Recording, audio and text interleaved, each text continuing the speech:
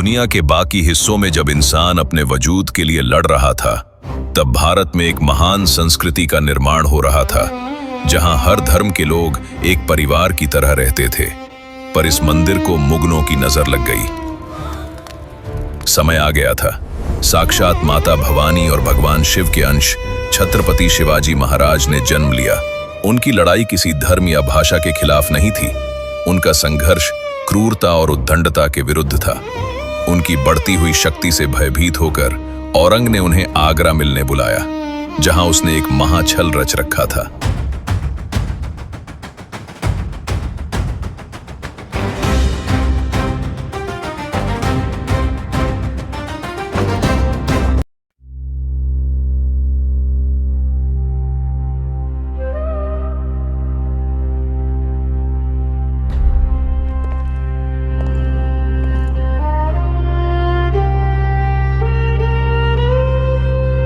दक्कन के राजा छत्रपति शिवाजी राजे भोसले पधार रहे हैं।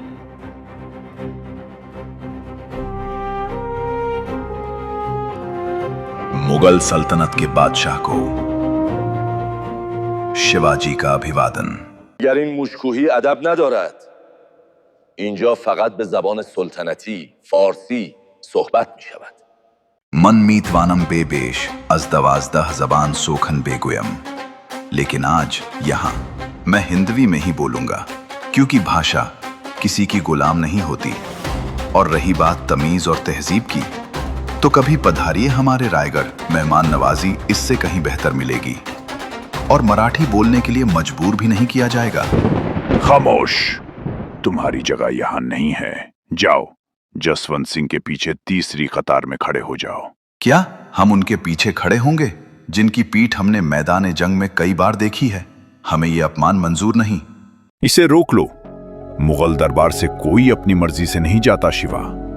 आज से आगरा तुम्हारा पिंजरा है।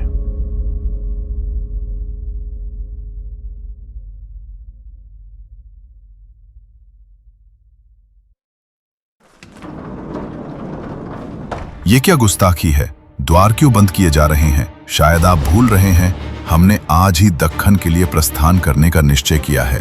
आलम पनाह का फरमान है, आपको आगरा छोड़ने की इजाजत नहीं। आप अब से इसी हवेली में नजरबंद रहेंगे। आबा साहेब,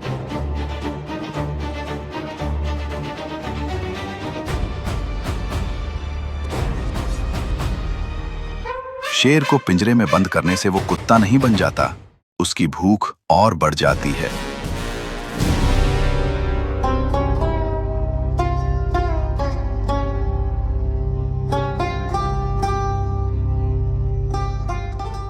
आज आगरा की हवा में कितनी खामोशी है। दक्कन का वो तूफान आखिरकार हमारे कैद में आ ही गया। गुस्ताखी माफ जहांपाना, पर जश्न मनाने की जल्दी ना करें। क्यों मिर्जा, क्या तुम्हें हमारी ताकत पर शक है? मत भूलिए, जब अंग्रेजों ने इससे जहाज बनाने की कला देने से मना कर दिया था, तो इसने क्या किया था?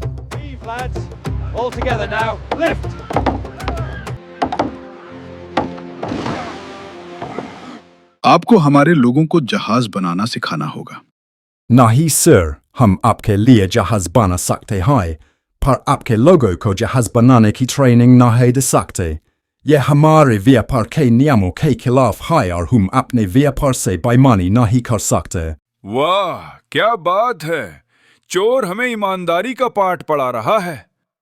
कोई बात नहीं, आप जहाज बनाइए, इसके बदले में हम आपको ढेर सारा धन देंगे।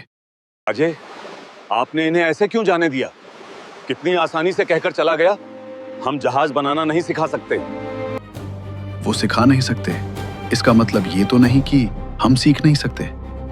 उन्हें जहाज बनाने दो। उन जहाजों के हर एक हिस्से को हम तोड़ेंगे और फिर से जोड़ेंगे। इस क्रिया से हमें ये पता चल जाएगा कि जहाज के निर्माण में किन किन वस्तुओं का उपयोग होता है और उन्हें कहां-कहां जोड़ने से जहाज का निर्माण होता है। जहांपना, शिवाजी की तबीयत कुछ नासाज है। उनकी ये गुजारिश है कि आपकी इजाजत से वो लोगों में फल और मिठाई बांटना चाहते हैं ताकि दुआ बनी रहे। तुम किस खतरे की बात कर रहे थे मिर्जा? मुझे तो अब मराठा साम्राज्य खतरे में लग रहा है। अगले ही दिन से बांस की बड़ी बड़ी टोकरियों में फूल और मिठाइयां बाहर भेजी जाने लगी। शुरुआत में मुगल सैनिक हर टोकरी की सख्ती और बारीकी से जांच करते, लेकिन दिन गुजरते गए और उनके साथ ही ढलता गया पहरे का वो जुनून। अब मुगल सैनिक भी रोज की इस कवायद से ऊब चुके थे। उनकी आंखों से सतर्कता गायब होने लगी और फिर बिना किसी जांच के उन टोकरियों को पहरे से आगे जाने का रास्ता दे दिया गया। तभी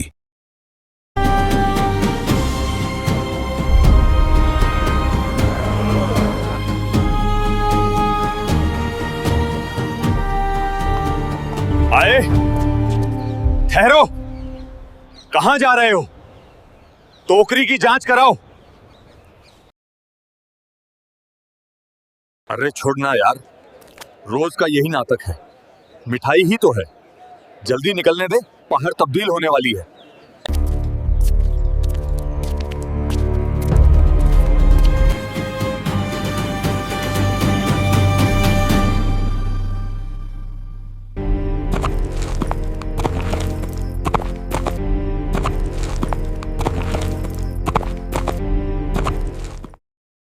पिंजरा चाहे कितना भी मजबूत हो, शेर को ज्यादा देर रोक नहीं सकता।